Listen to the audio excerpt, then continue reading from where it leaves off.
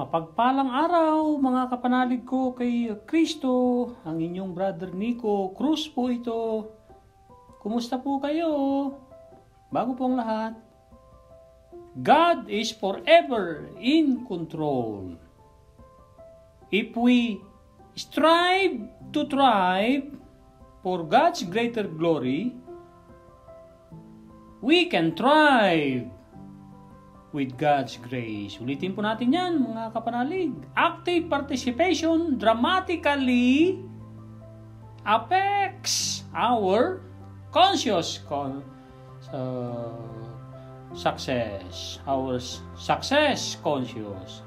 Opo, our success conscious ay naapekto ng malaki pag tayo ay nakikipag-participate. Especially in good things pleasing to God and glorifying God.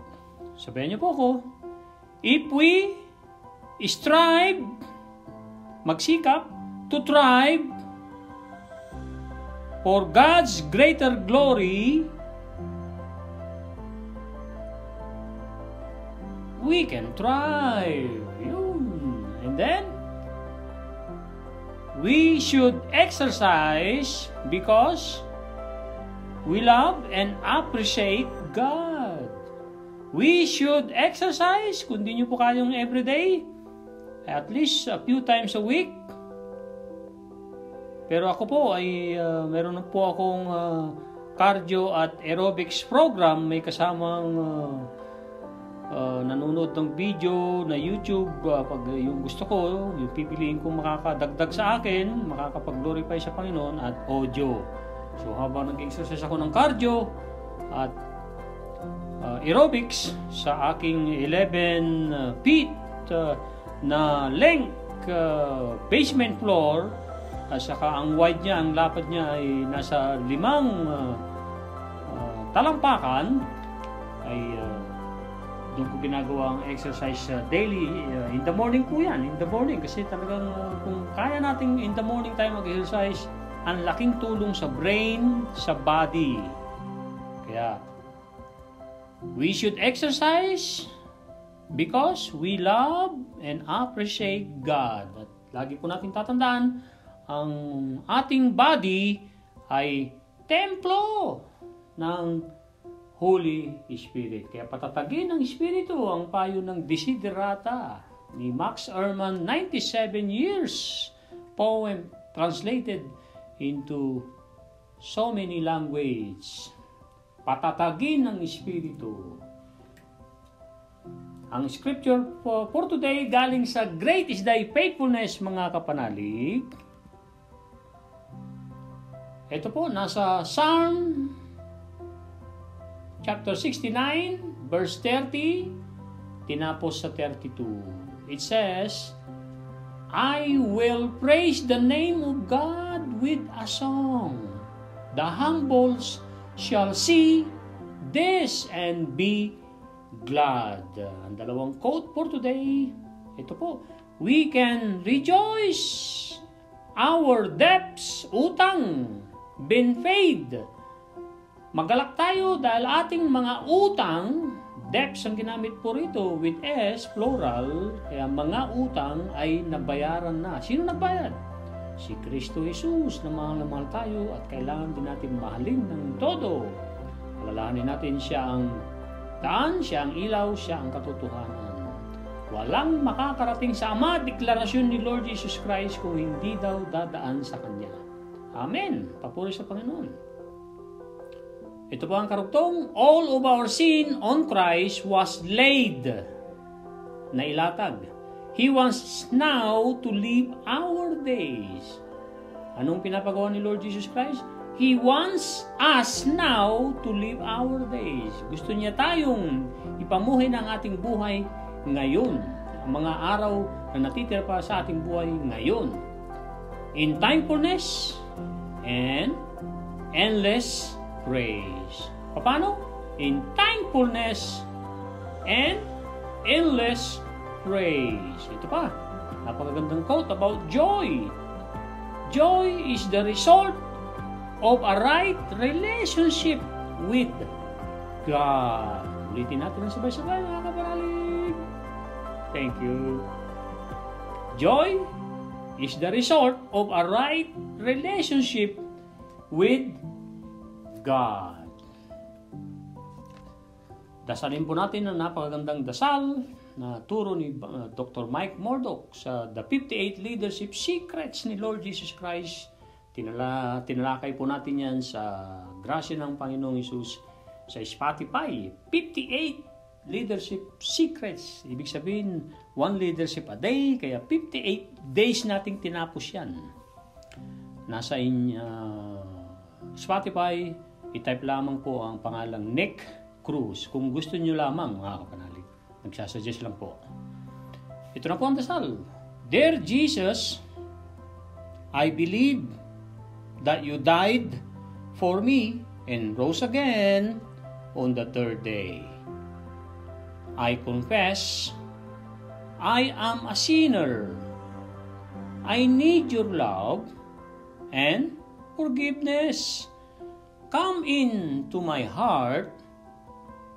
Forgive my sins. I receive your eternal life.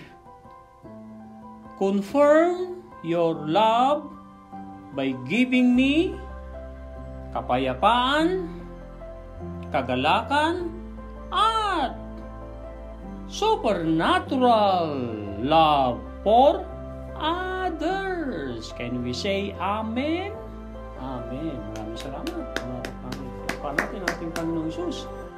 Unahin na po kagad natin. Bago natin talakayin ng episode 98, ang ulap ay pagkupkop para sa iyo. Tumatawag sa iyo na bumalik sa aking presence. Tatalakayin din natin ang equipping. God used Aaron to equip Moses for the plagues.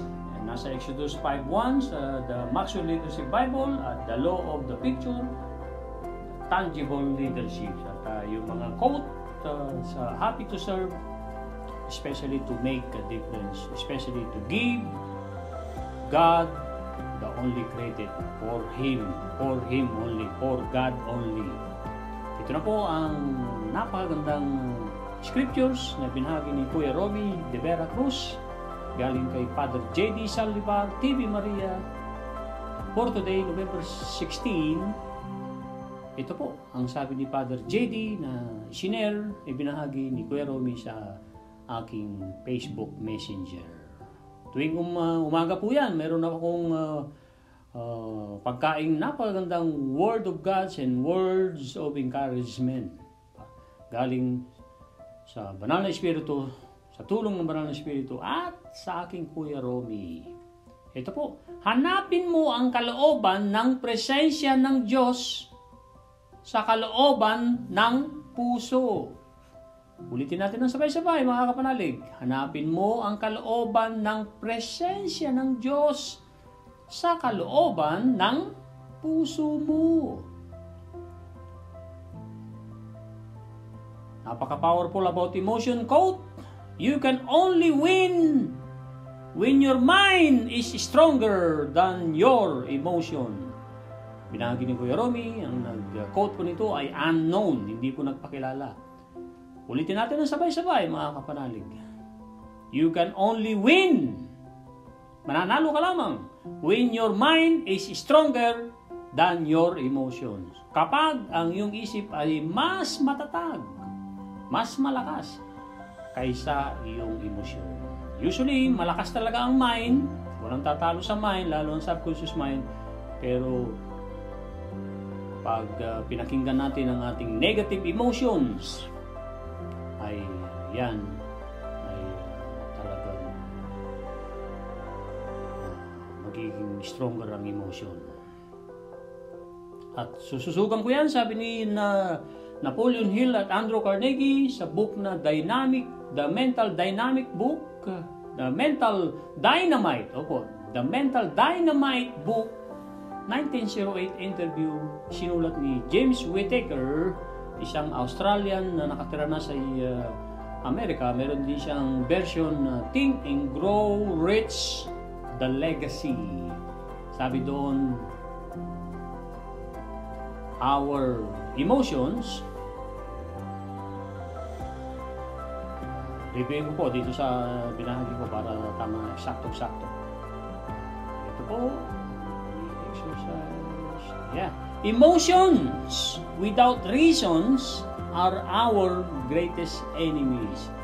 Emotions without reasons are our greatest enemies. Ang emosyon, mga emosyon natin, na kapag walang rason, matinding rason, especially para to glorify God, kung wala pong to glorify God, to make a difference, ay yan ay dakilang or mahirap na kaaway, mga kaaway. Ang sinerpa ni Kuya Romy ay ito pa, napakaganda ng kanyang mga ibinahagi galing kay Father Dave Concepcion. It says here, you cannot be happy if you do not know what you can make you happy. Totoong-totoo po ito. Very, very, very, very true. Salamat sa iyo, Father Dave Concepcion, sa share ni Kuya Romy. Ulitin natin ng sabay-sabay. You cannot be happy if you do not know what can make you happy. What can make you happy? Hindi ka sasaya kung hindi mo alam kung ano nagpapasaya sa iyo. Lalo na ang kasiyahan na galing sa Diyos. Pag pinasaya mo ang Ama sa langit na banal na nakatira sa puso mo, sasaya ka ng todo. Galing naman kay Bishop Broderick Pabilio, TV Maria Philippines. O Jesus, dasal po ito. O Jesus, ang karunungan ng Diyos, gabayan mo kami ng iyong liwanag upang maging marunong kami sa aming mga gawain sa mundo. Panghuli ni Kuya Romy, galing kay Father J.D. Saldivar, naghahari ang Diyos kapag ang puso natin ay kayang manalig at sumalampataya sa Kanya. Sumampalataya. Opo, naghahari ang Diyos kapag ang puso natin ay kayang manalig at sumampalataya sa Kanya. Amen. Isingit ko na rin ang napagandang na-share sa Happy to Serve. Ito po.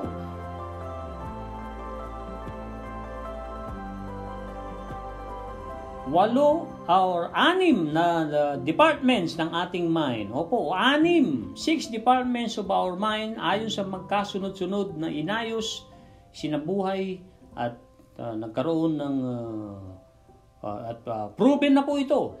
Proven na kasi ginawa na nila Andrew Carnegie ito, nila Napoleon Hill sa mga nauna pa sa kanya dahil naituro rin sa kanila.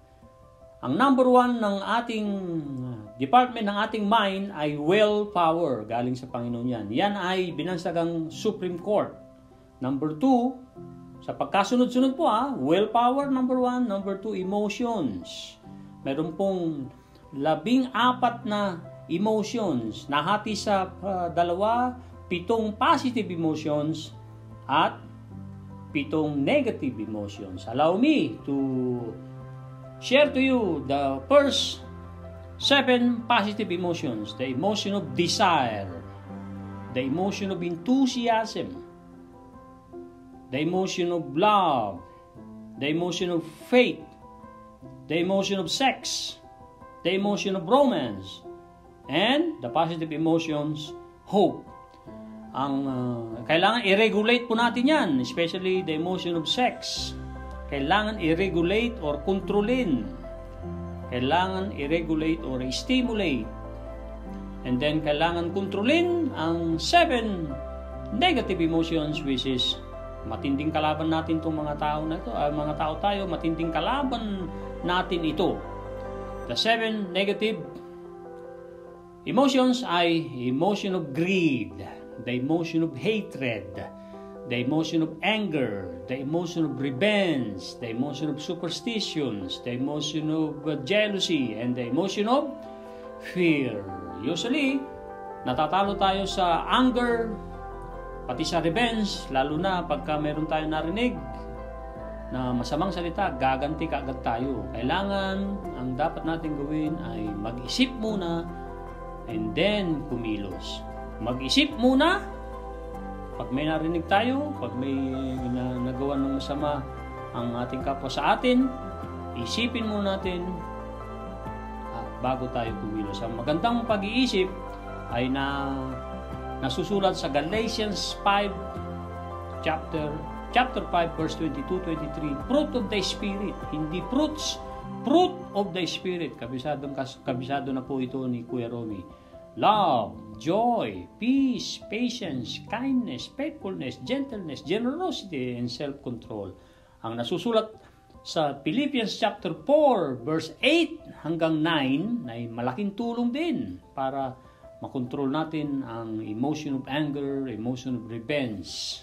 Ay whatever is true, whatever is pure, whatever is lovely, whatever is noble, whatever is good report, if there is any excellence, ulitin natin yan ng 3 beses, if there is any excellence, isa pa, if there is any excellence, if there is praiseworthy, if there is anything praiseworthy, isa pa, if there is anything praiseworthy, meditate on these things. Meditate means to examine, to experience, and to evaluate. Gagawin mo yan, hindi mo lang i-meditate. Kaya nga, to examine, to experience, to evaluate. Yang pagka tayo ay nagagalit, at para bagang tayo gusto nating gumanti. So, pag tayo nagalit ng matagal, ay magsasuffer ang ating body, ang ating mind, ang ating puso, ang ating mga organs, ang ating mga nerves, mga cells, mga joints, bones.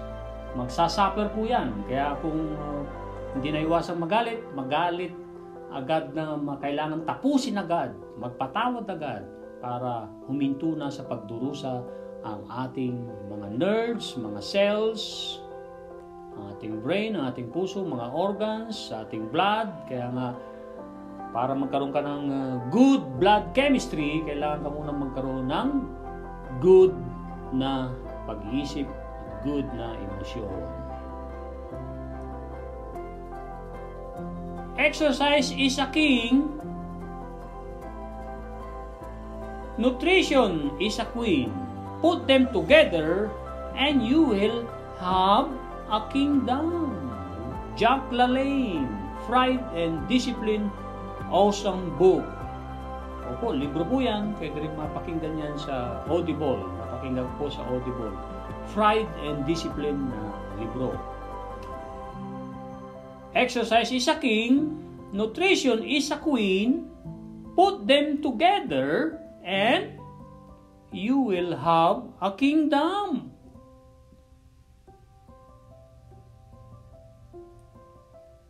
There is a great price to pay to have a healthy mind, body, soul, and spirit. Opo. Mayroon pong malaking bayad ang pagkakaroon ng malusog na pag-iisip, malusog na body, malusog na kaluluwa, at malusog na espiritu. Yan ay mostly discipline. Malaki ang bayad po. Kailangan tayong magbayad. Kailangan tayong disiplinahin ang ating isip, ang ating mga gawa. At ang exercise ay magaling na pagdidisiplina at kumain ng 80% full. Huwag mong hayaang 100%, 110% ang kinain mo bawat meal dahil ang laking pahirap, ang laking parusa sa ating alimentary canal at digestive system. Pati sa puso, hirap na hirap ang ating puso, baga, pag tayo kumain ng labis-labis. Kaya nga, uminom ng 1 o 2 basong tubig bago kumain. Ako, umiinom po ako ng 1 basong tubig na maligamgam, minsan 1.5, bago ako kumain. So para may laman na ang aking tiyan. And then pinipilit ko talagang 80% lamang. Kukuha na lang ako ng kanin na alam kong 80%. And then pati yung ulam. So napakalaking benepisyo ang nakukuha, ang nakukuha nating malaking magaling na resulta pag 80% lamang tayong kumain. Ang laking tulong po yan sa ating alimentary canal, sa ating bituka, mga panalig, at sa ating puso. Just inspiring you, mga kapanalig, na mayroon akong sinend ko sa iyo kanina na 11 feet na length, haba, at 5 feet at 5 pulgada na lapad sa aking basement na sahig para yun po ang maging exercise place ko. Ginagawa ko po ang aerobics saka may kasamang cardio na nakikinig or nanunood ng makabuluhang mga panoorin. Hindi po mga chismis na video or mga audio. Just inspiring you guys. Ang 6 na traits or qualifications para mahanap mo ang tamang tao na alyansa mo. Alyansa. Kailangan natin ng alyansa. Ang Panginoon ay ginawa niya ang ating mind na mayroong kaalyansa. Ang kaalyansa ay kinumpara yan sa 2, 3, or 4 na baterya para lalong lumakas.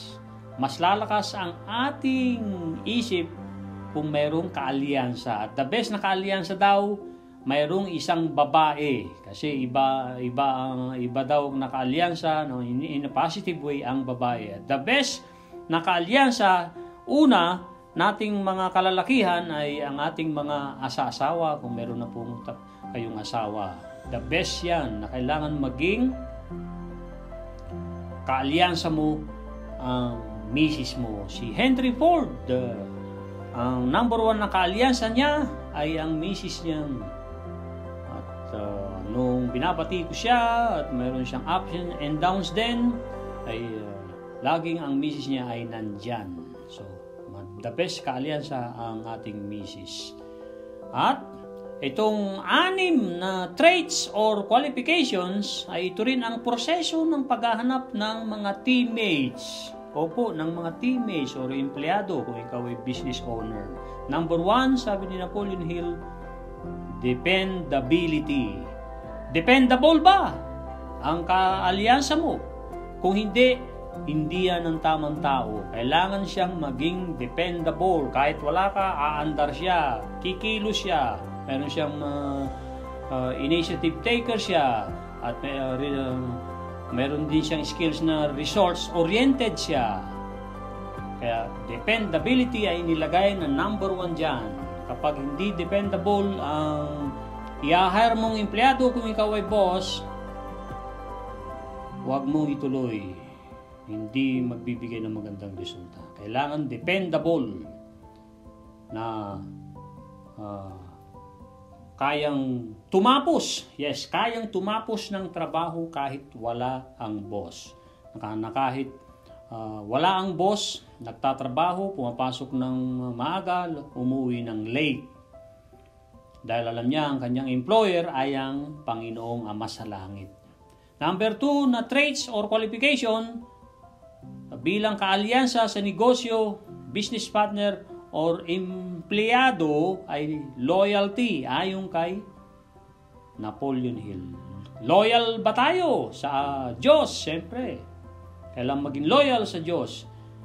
Kailangan maging loyal tayo doon sa kaalyansa natin. At ganun din siya. Ganun din yung empleyado or kaalyansa mo. Kailangan loyal din siya sa iyo. Number 3, abilidad. Tingnan nyo, sabi ni Napoleon Hill, hindi ko inilagay ang sa number 1 ang ability. Ang ability ay natututunan yan kung meron kang great attitude, positive attitude. Ang ability ay na tututunan. Lalo kung meron kang teachable spirit. Lalo pag meron kang espiritong natuturuan tulad ni Moses sa mga tinalangin natin sa Exodus.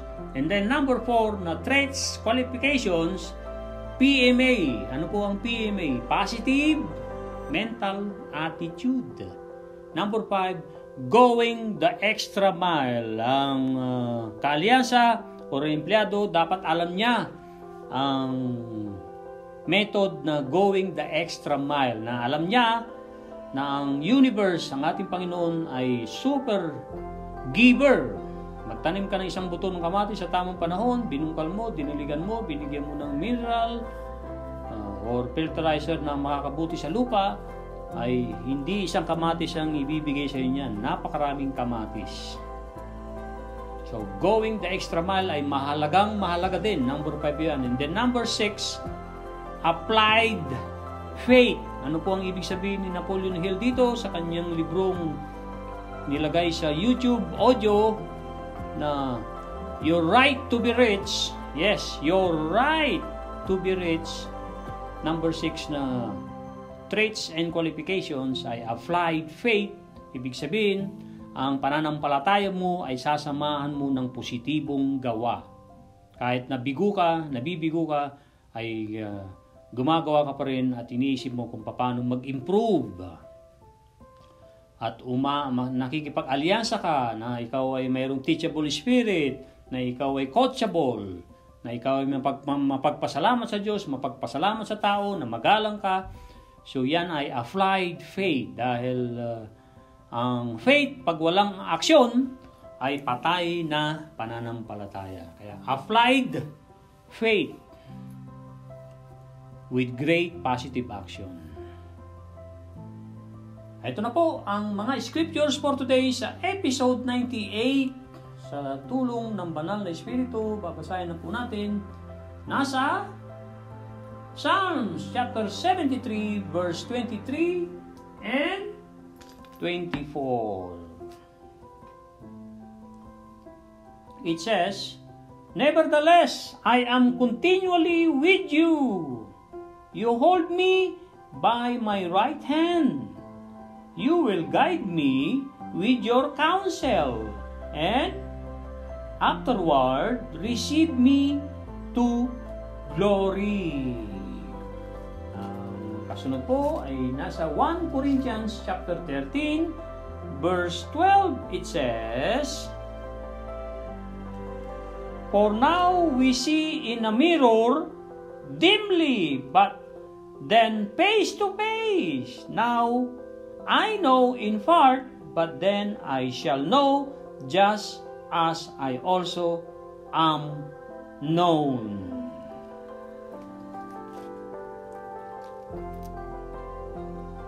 Ito na po ang mensahe ni Lord Jesus Christ sa atin lahat, mga kapanalig. Episode 98, November 16, sa libro ni Sarah Young, Enjoying Kapayapaan sa Presensya ng ating Panginoong Jesus. Ito po, as you look at the day before you, you see a twisted, complicated path, landas, with branches going off in all directions. You wonder how you can possibly find your way through the maze. Then, you remember the one who is with you always, holding you by your right hand. You recall my promise to guide you with my counsel, and you begin to relax. As you look again at the path ahead, you notice that a peaceful fog has settled over it, obscuring your view. You can see only a few steps in front of you, so you turn your attention more fully to me and begin to enjoy my presence.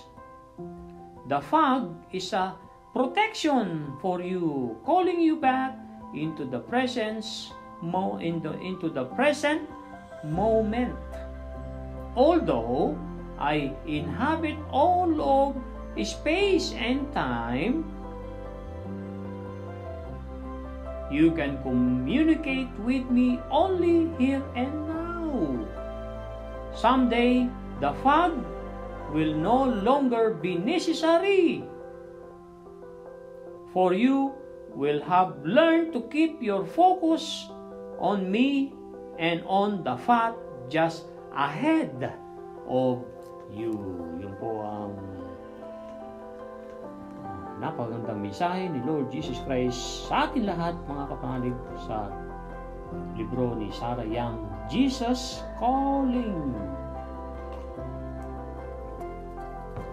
Ang twisted ay baluktot, ang maze ay kalituhan, siyempre ang fog ay ulap, at ang obscuring, i-google natin ng mabilis, mga kapanalig, obscure ay not discovered or known about. It's like uncertain sa Tagalog. Malabo ang obscure. And then, inhabit ay ito po ang ibig sabihin ng inhabit sa Tagalog, mga kapanalig.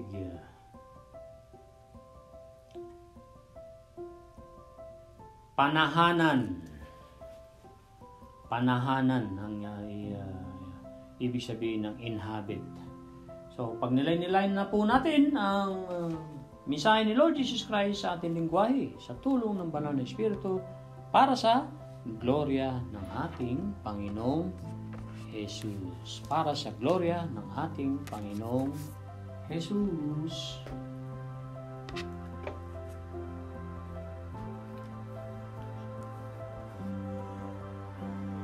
Sa pagbaybay mo ng iyong buhay sa araw na ito, bago sa araw na ito, nakikita mo ang mga baluktot at komplikado.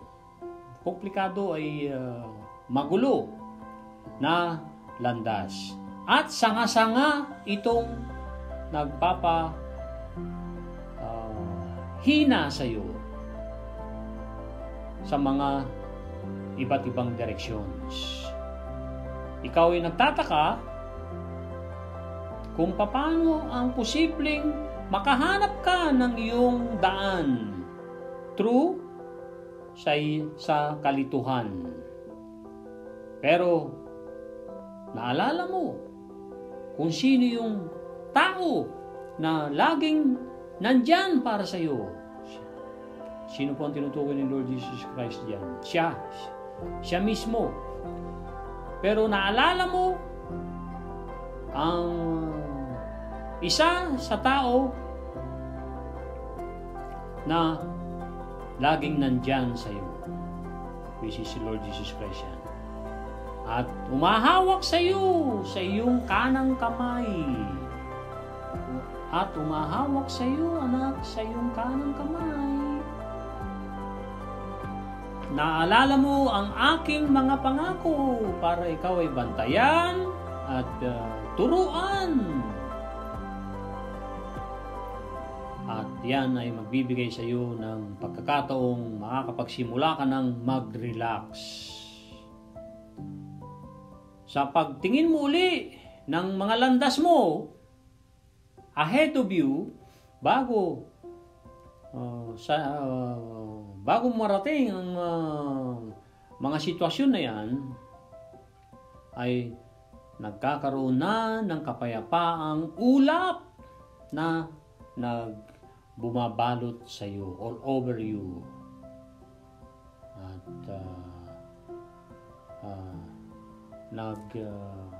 obscuring you ang iyong pananaw. At yan ay nakikita mo lang ang mga konting mga hakbang mo sa harapan mo.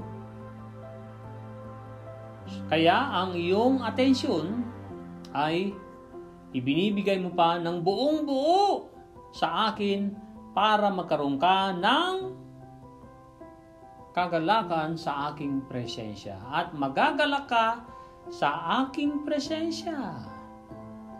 Ang ulap na yan ay siyang babalot sa iyo, puprotect sa iyo, mabibigyan ka ng proteksyon para sa iyo, kukup-kup sa iyo, at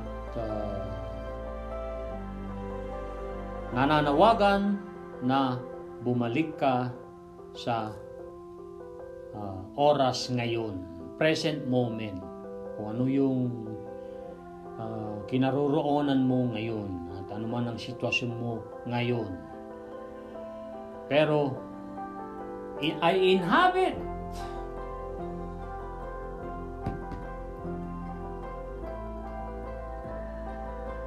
nananahan ako sa lahat ng mga lugar. Alam mo naman yan, na nananahan ako, nandun ako kung saan ko gustong paroon, ay masusumpungan mo ako at matututunan mo. Narapasan po natin yung communicate, na nakikipag-usap ka sa akin ngayon, ora mismo. At yan ang balang araw, darating ang balang araw, ang ulap na yan ay hindi na kailangan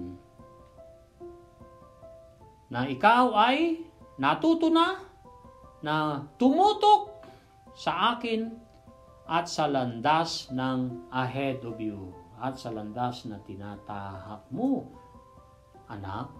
Yan ang napakagandang mensaheng nasa episode 98, mensahe ni Lord Jesus Christ sa atin lahat, mga kapanalig. Iba pa nating tatalakayin, mga kapanalig, ay ito pa, galing kay Sister Cecil, Kapanalig Cecil.